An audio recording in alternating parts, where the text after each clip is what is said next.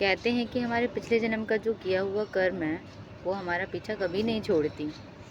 तो इस कर्म के आधारित पर एक छोटी सी स्टोरी है जो मैं आप लोगों को सुनाना चाहती हूँ। जब मैं मंदिर जाती हूँ ना, तो वहाँ पे जो पंडित जी हैं वो मुझे डेली एक छोटी छोटी कहानी सुनाते हैं, कथा बताते हैं। तो कहते हैं कि बहुत पहले टाइम की बात है, पुराने ज़माने की बात है।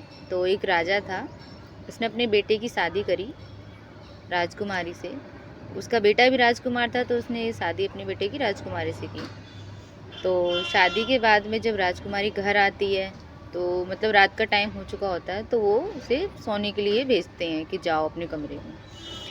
तो वो राजकुमारी जाती है, तो कमरे को घूमती है, देखती है अच्छे से। राजकुमार सो चुका होता है, तो जो उसे एक मतलब सोने की तलवार होती है, उस पर निगाह पड़ती है उसकी।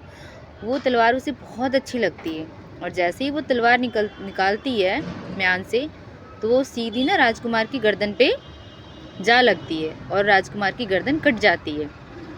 राजकुमार तो मर जाता है। अब राजकुमारी बड़ी टेंशन लेती है कि अब कहे तो करे क्या, क्या करे, किससे बोले कि क्या हुआ इसे। वो सुबह तक का इंतज़ार करती है। जैसे ही मंदिर का पट खुलता है, पंडित जी पूजा पूजा करने के लिए आते हैं, तो राजकुमारी एकदम चिल्ला चिल्ला के बोलती है कि हाय, राजकुमार को किसी ने मार दिया, किसी ने मार दिया। उस टाइम तो कोई जगह नहीं रहता है, पंडित जी के अलावा कोई नहीं होता आसपास में, सभी सो रहे होते हैं। तो उसके बाद में फिर राजा जगते हैं, सभी लोग जगते हैं, सभी इकट्ठा होते हैं और पंडित के लिए इल्ज़ाम लगा देती है राजकुमार कि इस पंडित ने ही मारा है, और कोई नहीं जगा हुआ था। तो राजकुमार तो मर चुके हैं। तो राजा आदेश देता है कि इस पंडित के दोनों हाथ ही कटवा दे और इसे राज्य से बाहर निकाल दें। तो उस पंडित को बाहर निकाल देते हैं, और वो पंडित वहाँ से निकलने के बाद काशी जाता है। काशी अपने गुरु के पास जाता है और वो कहता है कि मैंने तो आज तक कभी किसी का बुरा किया नहीं, तो ये मेरे दोनों हाथ क्यों कटवा दिए, मेरे साथ इतना अनर्थ क्यों हुआ। तो उसके जो गुरु होते हैं वो कहते हैं कि इसका जवाब तुम्हें हमारे गुरुजी देंगे। तो उसके साथ वो हरिद्वार के लिए निकलते हैं।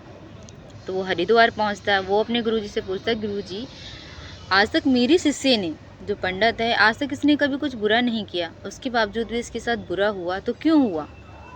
इसके राजा जी ने दोनों हाथ ही कटवा दिए। तो वो उसके जो गुरु होते हैं, तो वो कहते हैं कि इसका जवाब मैं नहीं, हमारे गुरु देंगे। तो वहाँ से वो लोग बद्रीनाथ के लिए निकलते हैं। बद्रीनाथ पहुँचते हैं, चौथे गुरुजी हो जाएंगे, चौथे पंडित एक तरीके से। तो उनके पास जाते हैं वो तीनों, और हाथ जोड़ के विनती करते हैं कि गुरुजी, आज तक मेरे शिष्य ने, जो ये पंडित जी हैं, इन्होंने कभी भी किसी का बुरा नहीं किया, लेकिन इनके हाथ दोनों काट दिए और इन्होंने किसी का खून भी नहीं करा। तो वो पंडित जी कहते हैं कि इसके बारे में क्या बात है, नहीं है, वो हमारे गुरुजी बताएंगे। इस तरीके से वो बद्रीनाथ से फिर केदारनाथ जाते हैं। वहाँ उनके गुरुजी होते हैं, तपस्या कर रहे होते हैं, ठीक है। तो बहुत देर में जैसे उठते हैं तपस्या से, पूछते हैं कि क्या हुआ। वो ध्यान लगा के बताते हैं कि इसमें गलती ना तो राजकुमारी की है और ना राजकुमार की है। इसमें जो गलती है वो पंडित की ही है, लेकिन इस जन्म की नहीं, पिछले जन्म की, जिसके पूर्व जन्म की।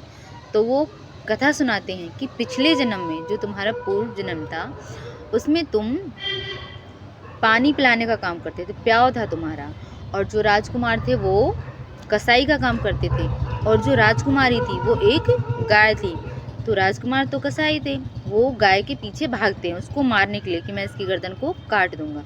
तो इस तरह से भागते भागते, तो इस तरह से कसाई गाय के पीछे पीछे भागता है और गाय आगे आगे भागते भागते भागते भागते मतलब जंगल में पहुंच जाते हैं।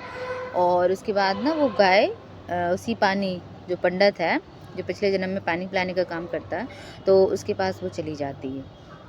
वहाँ से उसके पास जाने के बाद वो गाय बहुत दूर चली जाती है। फिर वो कसाई आता है, उसको बहुत प्यास लगती है, और वो पंडित जी उसको पानी पिलाते हैं। फिर वो पूछते हैं कि क्या तुमने कोई गाय देखी। तो वही जो पानी पिलाता प्या वो इशारा करता है कि इधर गई है। उसके बाद वो गाय की गर्दन को वहाँ पे जाके काट देता है। तो इस तरह से कसाई गाय के पीछे पीछे भागता है और गाय आगे आगे भागते भागते भागते भागते मतलब जंगल में पहुँच जाते हैं। और उसके बाद ना वो गाय उसी पानी, जो पंडित है, जो पिछले जन्म में पानी पिलाने का काम करता है, तो उसके पास वो चली जाती है। वहाँ से उसके पास जाने के बाद वो गाय बहुत दूर चली जाती है। फिर वो कसाई आता है, उसको बहुत प्यास लगती है, और वो पंडित जी उसको पानी पिलाते हैं। फिर वो पूछते हैं कि क्या तुमने कोई गाय देखी। तो वही जो पानी पिलाता प्या वो इशारा करता है कि इधर गई है। उसके बाद वो गाय की गर्दन को वहाँ पे जाके काट देता है। कर दिया तो वो पिछले जन्म की जगह जब उसका अगला जन्म होता है तो वो जो गाय थी वो राजकुमारी का रूप मतलब राजकुमारी बनती है, और जो कसाई था वो राजकुमार बनता है, और जो पानी पिलाने वाला था वो पंडित बनता है। तो राजकुमारी अपना जो गाय होती है इस जन्म में राजकुमारी बनके अपना बदला ले लेती है, और जो पंडित ने इशारा किया था हाथों से इसलिए उसका हाथ कटवा देते हैं। इसलिए कहते हैं कि जैसा करोगे वैसा ही भरोगे। अगर आपने अच्छा किया है तो आपके साथ अच्छा ही होगा, और अगर आपने बुरा किया है तो बुरा ही होगा। हम अपनी नियति को अच्छे कर्म करके बदल सकते हैं, लेकिन जो हमारे पूर्व जन्म का कर्म है कर्म